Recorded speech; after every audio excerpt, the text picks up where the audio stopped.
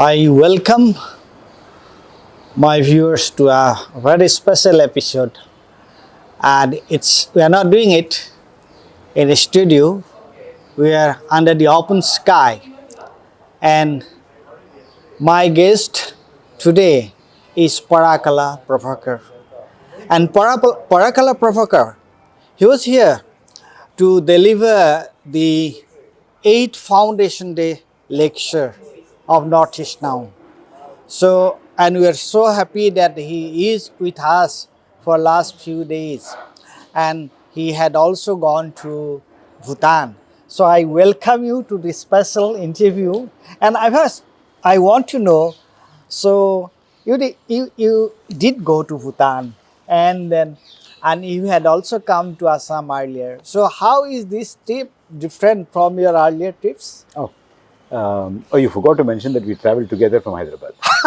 Yeah. Ah, Yes, we traveled together. No, he didn't know that I was there. yeah, that was a surprise because when I got into the flight, settled down, and when I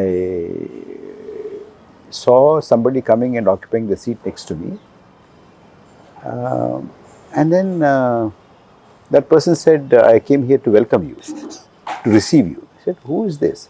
And then I saw a book in his hand, and that book was on Wittgenstein. Yeah. I had a shock. Who on earth traveling by an aircraft, reading Wittgenstein, such a serious work? I thought this must be a very special person. And then, of course, although I met you online earlier, but somehow I immediately could not place you. Yeah, we were not seeing each other, no. Yes. Yeah. But that's a wonderful pleasure. You see, this year, this is my third trip to Assam. This year itself. This year itself. I came once in January to attend a wedding. It was very brief. Then I have been thinking about traveling in Northeast because it's such a fascinating area, fascinating people, fascinating geography, fascinating weather. And we are down in our area, in Andhra Pradesh, in Hyderabad, Telangana. We are not very much aware of the culture, the language, the people, the politics, the topography, history, geography of Northeast much. So I expressed my desire to travel Northeast. I wanted to see all the 7, 8 sisters. So my friend suggested a wonderful travel group run by young people. So they assisted me. I spent 15 days traveling a lot in Assam. Went to parts of Arunachal Pradesh, went to Burma border, seen Patkai range, went to the Chinese border. I've traveled a lot in, Mechuka and places like that, full of snow, even in March. I really enjoyed it. And I tasted food, I spoke to people, I visited a lot of places, visited all the Shankar Dev Yeah, those monasteries. monasteries, and then got familiar with the music tradition. Because music was one of the powerful things that they had used. Yes. And also went to Majoli. I've traveled quite a lot. But it's not even a small part of the Northeast. So I have to come back again and again. So that was it. And this, of course, you've invited me to deliver a talk on the 8th Foundation Day of NE Now. It was a pleasure. Yesterday, we had a great session.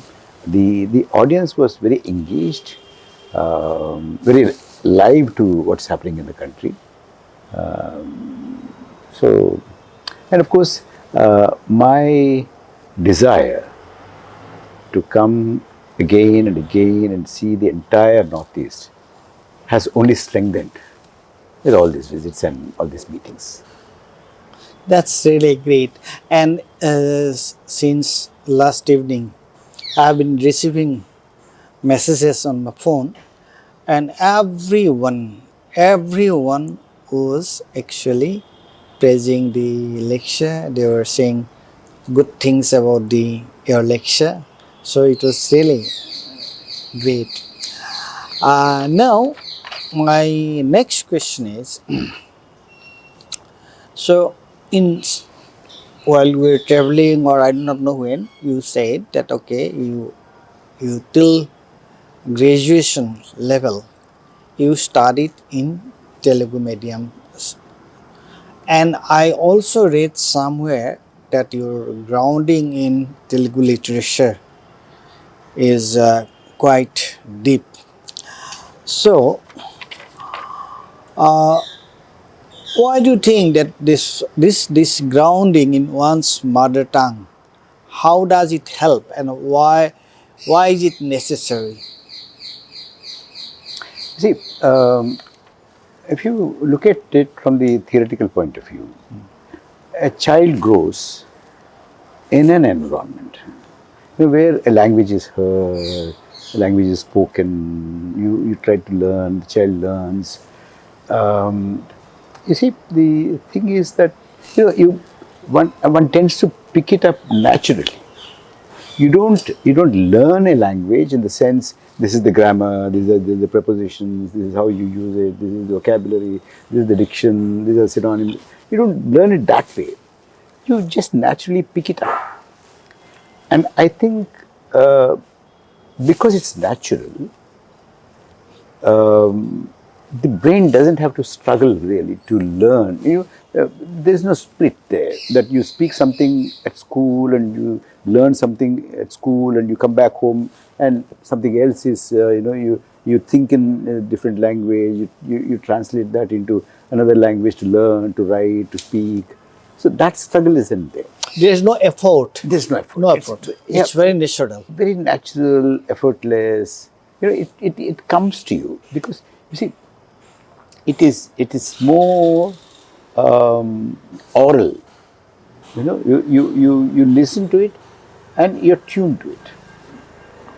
Therefore, once the ability of picking up a language naturally is strengthened, then you can apply yourself and learn any language easily. That's one.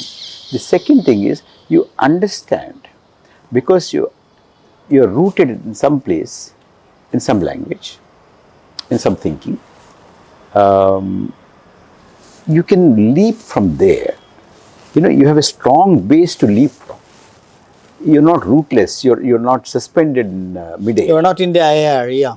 You're not suspended in the midair, Midair. but you're somewhere grounded. So that helps a lot. That is the reason, perhaps, that although I was introduced to the English language much later in life, graduation means what? I mean, that's 10 plus 2. That is about 5 years you go to the school. After 5 years you go to the school. 10 years you study up to 10th standard. Then 2 years you're intermediate. This is 12 and 5, 17 years, 18 years. Yeah. Up till 18 years, I have not made an effort to learn. See, I probably was hearing a cricket commentary or somebody speaking in English. All that is fine. But then, thinking in a different language, writing it in a different language, listening to lectures, my lessons in English language, was only around 17 years of my life, after 17 years of my life. Even though that is much later, I have become so familiar with it, and I could gain a lot of ease in writing and in understanding and in speaking the language. And from there, of course, I developed a liking for languages. Now, I used to be very fluent in French. French. Yes. Okay. Where did you learn it? I learned when I was in Delhi. I used to go to the Alliance Française. Okay, in Genu? In JNU, I started part-time. I used to learn the evening classes, they used to be part-time classes. And then from there, I went to the Alliance Française, the French Language Institute, French Cultural Institute, which they used to teach language classes.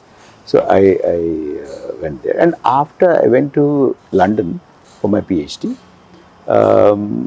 I had a few French friends. I used to practice speaking to them, and also used to buy French magazines and newspapers, try to read Le Monde Diplomatique and things like that. So, and because I was in London, whenever I got a chance, I used to cross over the channel, English channel, and go to, yes. So, I developed some kind of a liking for the language. I used to be, those days I used to be very fluent in speaking also. Now that fluency is gone because I'm not, not practicing. I can read and understand. You can read. I can read and understand. Did you read some of the classics? Well, you see, it's like this. Reading French fiction without reading them in translation and fully appreciating it becomes very difficult. It takes a lot of time. Yes, yes. I didn't put in that much of an effort and time into it. One, but I'm okay. Communication wise, you are okay. Yes. I can understand people speak. I can go and manage myself.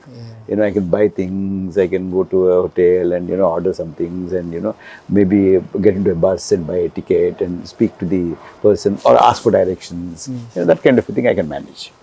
Functional. Then I also, because I developed some liking and interest in languages, I studied the histories of different languages, and my own language, of course, my own language, my mother tongue, Telugu language and script, and how the script evolved, and classical poetry, modern poetry, the traditional way of writing poetry, and then works of different poets, classical poets as well as modern poets. I got interested and started reading. And then, because Telugu has a lot of influence of Sanskrit language, I felt like learning a bit of Sanskrit. So I learned a bit of Sanskrit. I can fairly understand the syntax, I can understand the structure of the grammar. I'm not as much knowledgeable as I would like to be, but I can manage. So overall, you understand it. You have a good grounding, and it's because you have a liking for language. Then you know the beauty and art of language. That's great. Now we're coming to slowly to a serious aspect of the interview.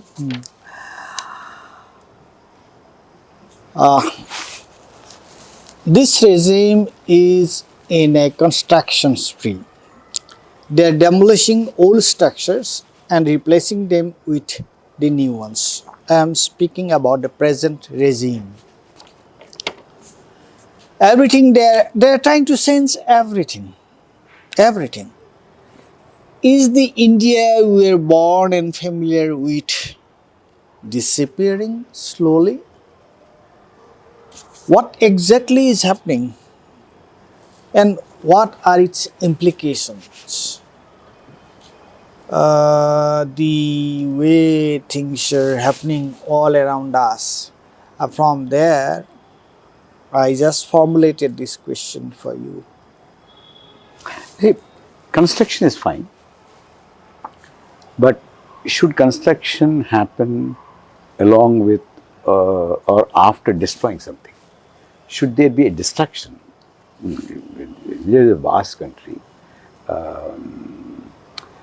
One need not destroy things in order to construct. You can, if you want to have a wonderful temple, do construct a wonderful temple. Because you see, in Hyderabad, for instance, we have a huge Balaji temple. I mean, somehow it's not called Balaji temple, it's not called Venkateshwar temple, it's called Birla temple. I don't know why. It's a Birla temple. you know, I just don't understand this concept of calling something Birla Temple or calling something Babri Masjid. This is a masjid. That is temple. There's no reason for you to attribute that to some individual or some family or some religion, some ruler. We don't have to. These are places of worship. That's all.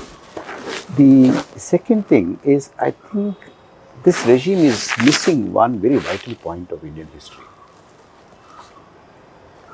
Any history is, a continuous process. There is an interesting concept in historical studies. One should keep that in mind, especially when studying ancient lands like ours, or any land is ancient, of course. Civilizations. The concept of palimpsest. Things happen layer after layer after layer after layer after layer. There is no point. There is a metamorphosis of things. Yes. No? It happens in a very natural way. Because you see, the waves of migration. People have come You out were of. reading that book, no? Mamdani book. Yeah. So, one after the other, on top of the one, on top of one, on top of the other, another on top of the another. This is go on. There is an accrual. And if you say that mine was, my golden period was 5,000 years ago, and in between whatever happened, I don't relate myself to it, and I just want to demolish it. I want to take it out and directly go from here to 5,000 years back. I think that's a very, very distorted view of history. So, and the layer before us, I don't like it. The layer before that, I don't like it. I want to dig that out, destroy it, and only this layer today and a layer which was there 5,000 years ago. But if that is the case, why don't you go on and on and on and go back to the African Rift Valley? That is where the entire human race has come out. Yeah. So you want to go back there? Or is it possible to go back there? Oh, is it possible? And if you want to go back, where do you want to stop? And why do you want to stop only at that one particular point? So I think we should respect the different layers and learn to make peace with our history, and try to see that, look, we are here and we were there, before that we were there, before that we were there. Respect all these. And Live with all this. how can we change our past? Yeah. We can have reading of past. We can try to understand past. We But can you try see- to interpret past. How can we change the past? And obliterate the past. Obliterate the past. I- Is I- it possible? It's not possible. It is not desirable. And you were actually, even in modern time now, you see, this Pragati Maidan, those halls, they destroyed, demolished, making them anew. Then I hear that huge thing, Nehru Stadium, they are going to destroy. They are going to build something new. Now, what is this? What are the implications of these things? This is very agenda driven, Paresh. They want a part of the history to be physically removed, and removed, of course, from the textbooks, also removed from the minds of the people. From the imagination of Yes, the people. absolutely.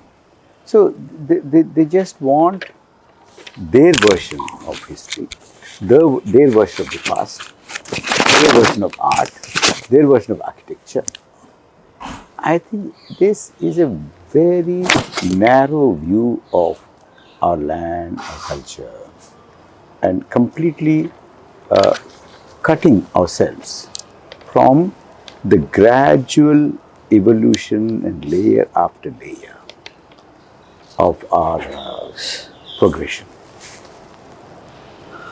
What are the implications? How are these things going to affect us, affect the people? See, look at India. It's such a unique place. There is no religion in the world which is not represented in India. Every religion has a place here. And along with religion come culture, ways of life, languages. What this regime wants, the implications of the current thinking is that they want to obliterate the diversity of languages, of cultures, of religions, of traditions, of practices, homogenize. They homogenize everything. Yes. Ultimately, they want you and me to speak in one language, to look alike, to worship the same gods, Even to wear the same clothes. to wear the same clothes, to speak the same tongue, language, and to practice, adopt practices in our daily life, the same kind of practices. This is what they want to do. What these people are thinking now would eventually lead to that kind of a thing. And diversity is beauty. Here Whether it is biodiversity, linguistic diversity, the cultural diversity, religious diversity.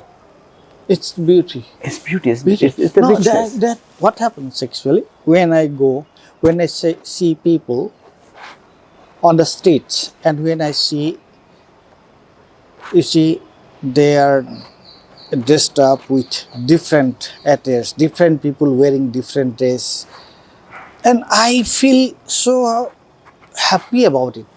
And then it also, you see, its political implication. I said, if tomorrow all these people, they are going to wear the same kind of dress, one kind of dress for the children, one kind of dress for the women, one for the men, how would it look like, and what would what how what would happen? The essential point that this regime or this ideology is missing is the following. They somehow got into understanding that diversity means differences. Diversity is not differences. It is diverse. It is not dichotomous. And it is not contradictory. It is not contradictory. Exactly. There is no contradiction. Yes. Between It is not either or. It could be both. It could be 4. It could be 5. It could be 6. And they see uniformity as a basis for unity. Unity need not be based on uniformity. Unity could be based on diversity. And it is a wrong thing to look at diversity as dichotomy. Differences are need not be dichotomous.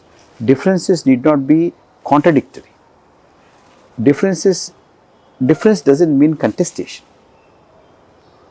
So difference, if you see difference as diversity and build unity on the basis of diversity, then I think India would be India,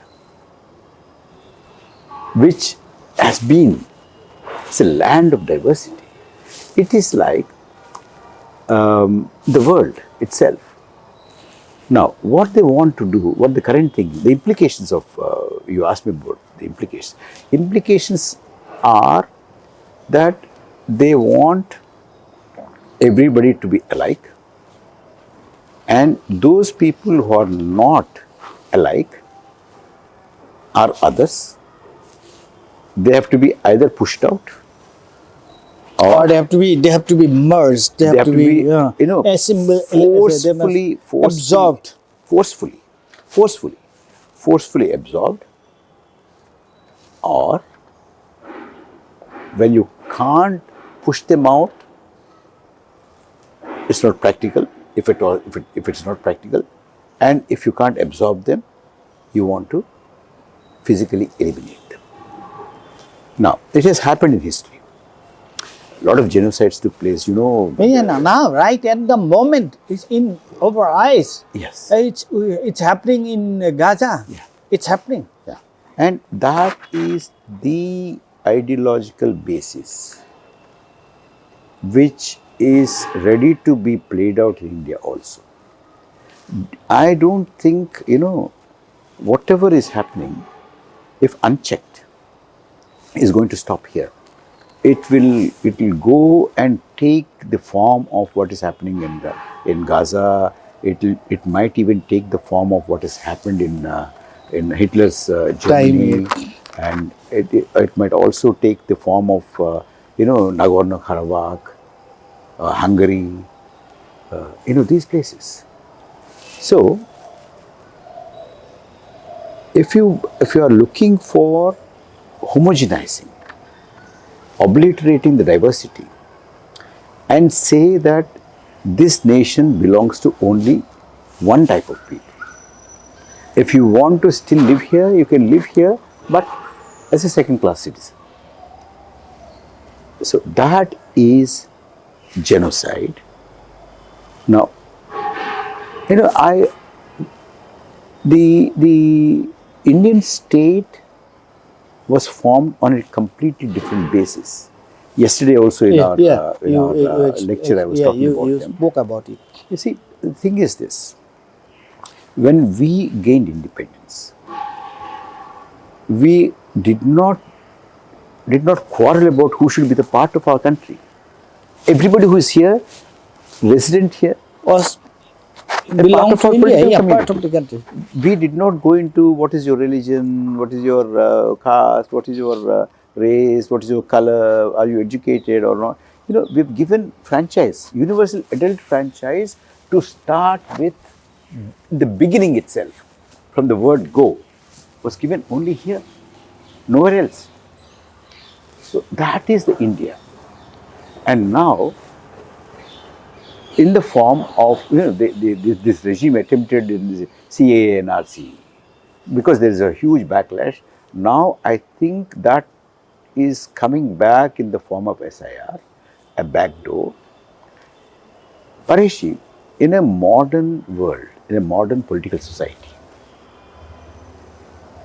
how do I kill you without bloodshed? I can kill you without bloodshed, without really doing physical violence to you, by stripping you of your citizenship right, essentially your franchise. Once you are disenfranchised, you cease to be a citizen, you cease to be a part of a going to political lose community. all your rights. So you are, for all political purposes, you are a dead man, isn't it? So instead of a violent genocide, I call this SIR, what is happening, a peaceful, I don't say peaceful, sorry, I withdraw that, a bloodless political genocide. Nothing short of a genocide, only thing is there is no blood on the carpet. So it is a bloodless political genocide which is being committed now. And this is part of the overall project we are talking about, the obliteration of diversity, and bringing back the old violent traditions of Europe where others are identified. They are told that you don't belong to this community, you don't belong to this state, you don't belong to this nation. You get out. Either you get out or, or tolerate our supremacy, be satisfied with a second class life, political life here, disenfranchised. And if these two are not possible, those days it was possible even to kill. So that is the route on which, that is the path on which this political society now under the present dispensation is going forward. Actually, that was my next question, but actually, you have already answered the next question, because the next question is, what is the future vision of the present regime? You have answered it. This is another part of this question that you have not answered. The part is this vision feasible? You have said, you have elaborately narrated that what this regime is up to, what they want to do. And the next part was, is it feasible? Given the diversity of our country, is it feasible? Paresh, I would put this question in a slightly different form to myself. I am not. There is a mosquito. I'm not. I won't ask, is it feasible? I would ask, is it desirable? Is it desirable? Is it desirable? But it's not desirable at all. Yeah. So, if it is not desirable, if somebody attempts to do that, we as people should make it unfeasible. Yeah. So, okay, I have other questions related to that. So, now, that question will come towards, that answer will come towards the end of the interview. Now, there is in between, there is a question. Why this regime is hell bent on unearthing our mineral and natural resources? What are they up to? This is a very important question. You see, I think this regime now depends on a very narrow economic base. And because their main agenda is to make this society culturally, religiously, even linguistically homogeneous.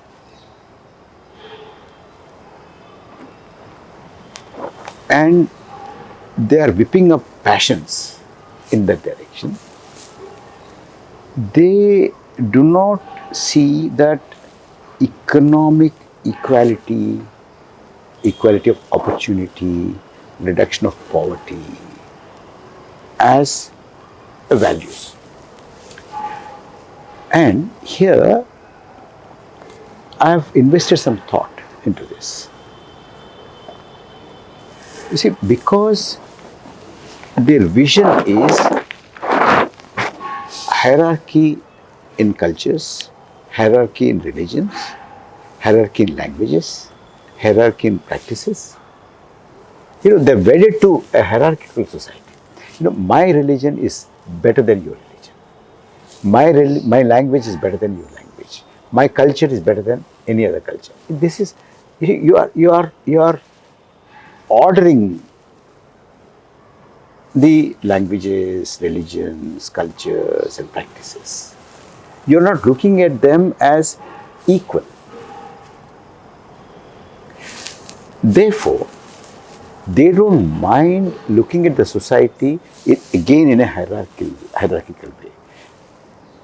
When you are wedded to the idea of hierarchy, superior and inferior, you won't have much difficulty in looking at the society as haves and have-nots, superior inferior, That means rich it and is poor. acceptable. It's acceptable. Acceptable. So what if you accept hierarchy in In your thoughts. your thoughts, politically, economically also it's easy for you to And that accept. is what actually you told in your book. This book, Yeah. in you refer to Piketty, and then It is the ideology of it's the inequality. ideology of inequality. Because you see, inequality is sustained. Social inequality or economic inequality is sustained. Not because people like it, but you are brainwashed to accept it. I'll give you a very simple example. If you're told, look, you're poor because you don't work hard. You're poor because you're of your inability, because you're inefficient, because you're not skilled. It is not society's responsibility. No environment is responsible for this. No. No environment. So, which means It's all in you. individual responsibility. Individual responsibility. So, society abdicates responsibility for your well-being or your You have health. explained it so nicely. So, therefore, what happens is, now you see, a very important person in the economic think tank of this present dispensation, some time ago wrote an article after Piketty's report had come out. The caption of that essay, published in one of the prominent newspapers, is "Don't lose sleep over inequality. Don't worry about it." And you see, the point is this. The point, Pareshji, is that there are a set of political ideas, economic ideas, which are against inequality. Whether their prescriptions result in eliminating inequality or not is a different thing.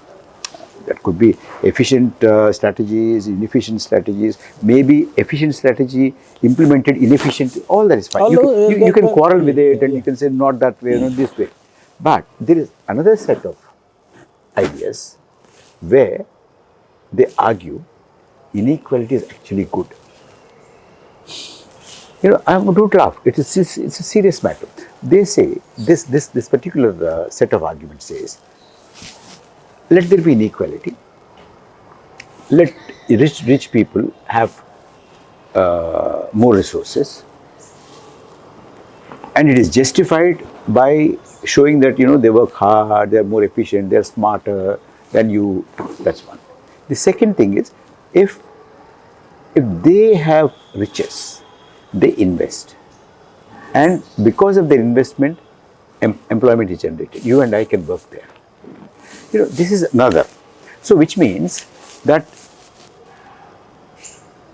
equality as a value, whether you are realizing it or not, whether you are making the right effort or not, is a different thing.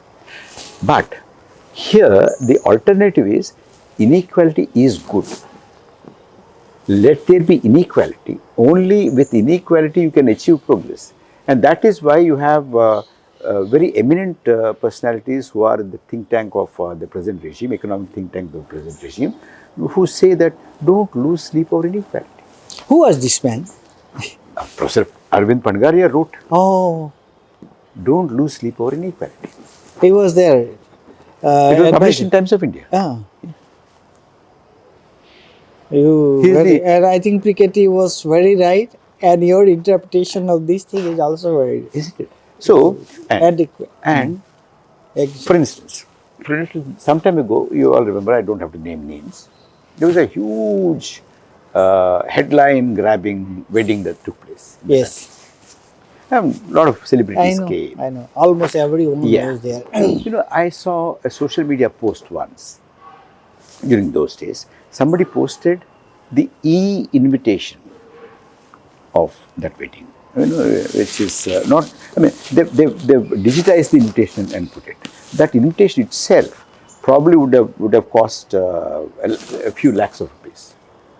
It's made of precious metal, and then you have to so many things, and so many things are put into that imitation kit and all that. And then there was a small remark by the person who posted it saying that look at how obscene display of wealth. Now, the story doesn't end there. And you must see the comments below. There are hundreds of comments. And most of them, overwhelming majority of them, who are care to comment, what's your problem? What's your problem? What's your problem? He earned and he spent. And he is earned because he is smart. Because he knew how to invest well. And don't miss out that because they are spending so much money, it in turn is creating so much of economic benefits to a lot of drivers, a lot of cooks, and a lot of servants, a lot of textile mills, clothing, fuel.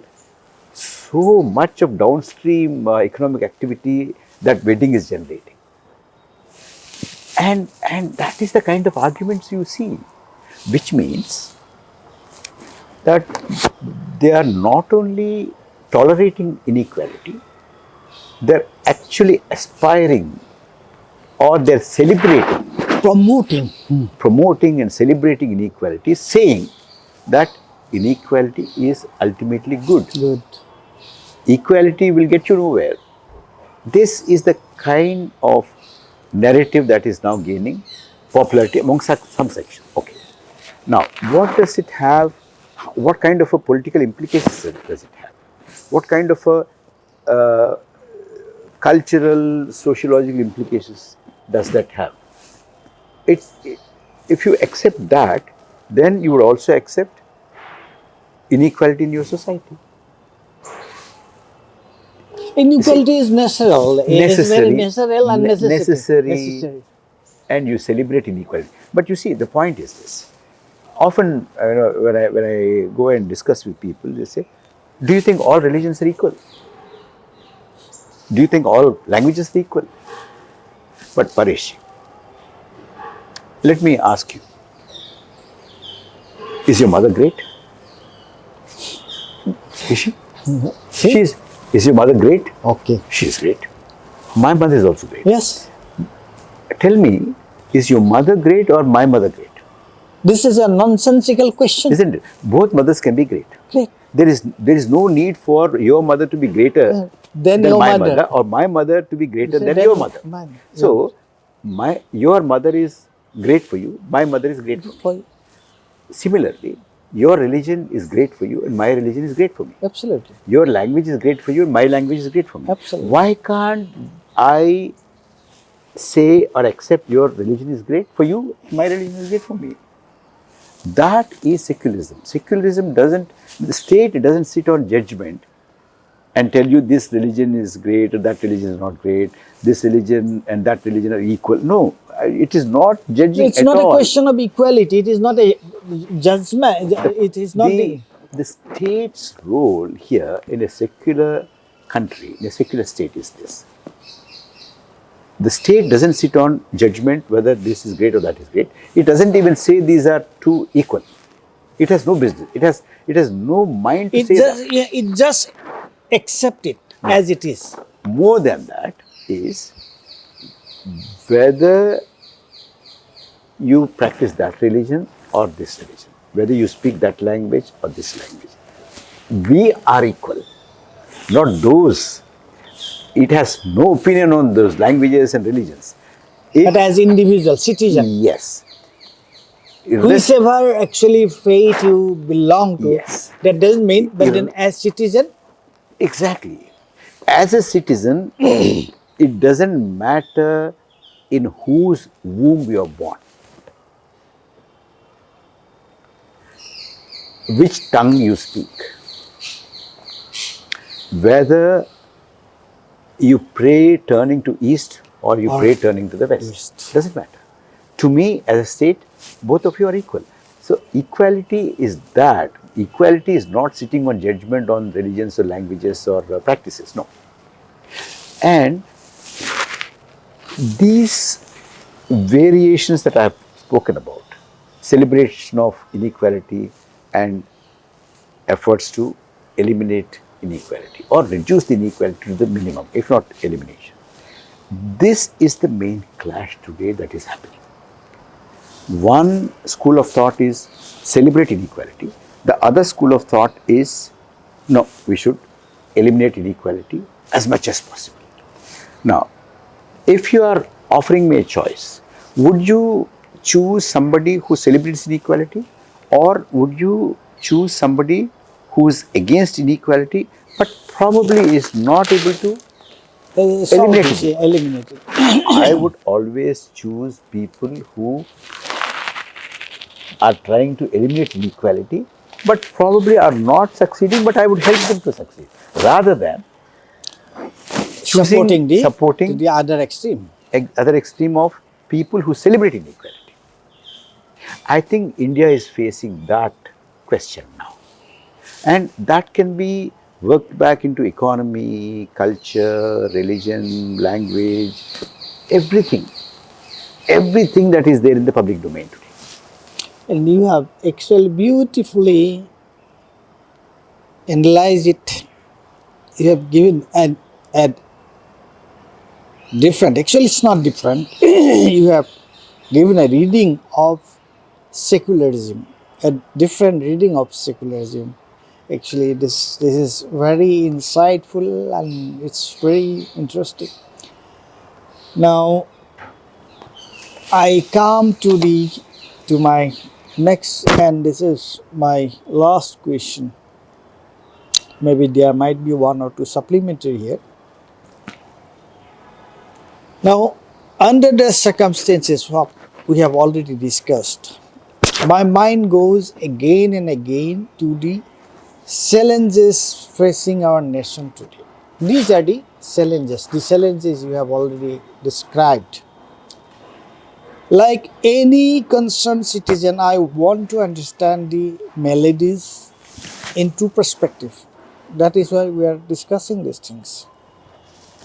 But I just cannot stop there.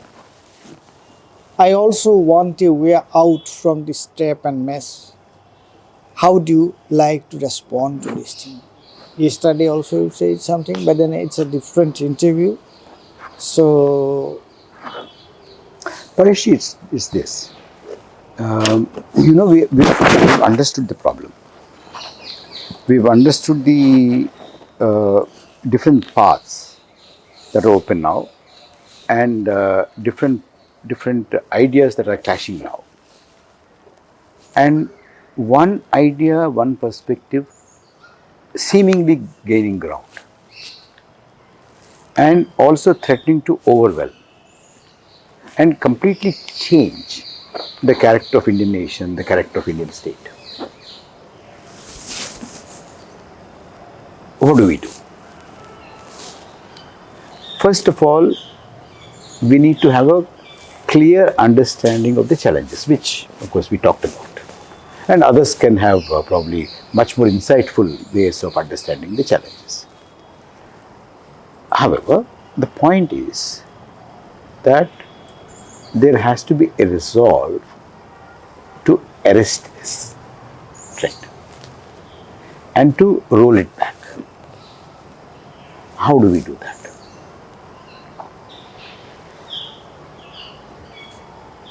My appeal to everybody who is watching this, who would discuss these things, is that please abandon the spectator syndrome. Please abandon spectator syndrome. Don't be an onlooker. Participate. Take a side. There is no role called a bystander role in this. You have to intervene. The civil society has to intervene. It has to make a demand on the political system that we want India to be this and not that. We want India which aspires to be a just India, aspires to be an equal India, aspires to be a fraternal India, aspires to be a secular India, aspires to give liberty to its citizens. And if you do not make these demands with feet on the ground, your political system will not respond to it. Your political parties will not respond to it. In order for a political party to respond to this has to be made clear, articulated clearly, voiced as loudly as possible, which calls for collective action.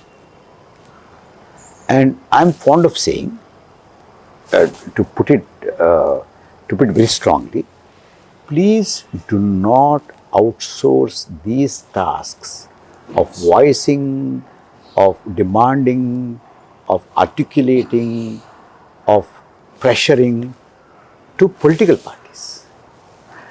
I don't mean that leave political parties aside. I'm not saying that. You co-opt political parties, but I think political parties will listen to you. They'll have to listen to you if the ground demands.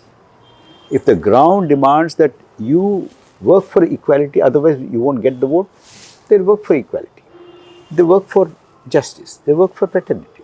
If you are indifferent to it, if you don't talk about this, if you don't articulate this, if you don't demand, why will they?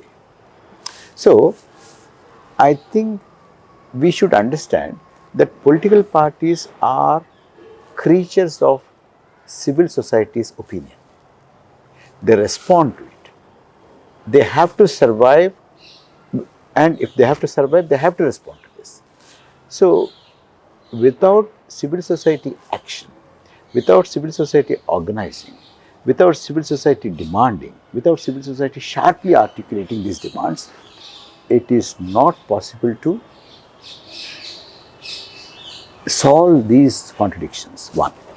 And secondly, again, let me repeat, I think we all ought to abandon the bystander, spectator role.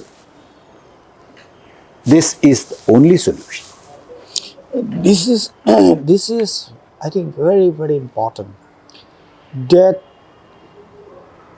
to wait for somebody to come and do protect your democracy, reclaim democracy for you, that shouldn't be that will not happen. Every one of us, that is what you have called civil society. Civil society means all kinds of association groups and things. So no spectator's role, no outsourcing. Take an active part in it. So you don't enjoy that privilege that you could be a spectator. You don't enjoy that privilege that you could actually wait somebody else to do your job. It's not going to happen. Really. I think that's a very strong message and correct message. And now I'll end this discussion.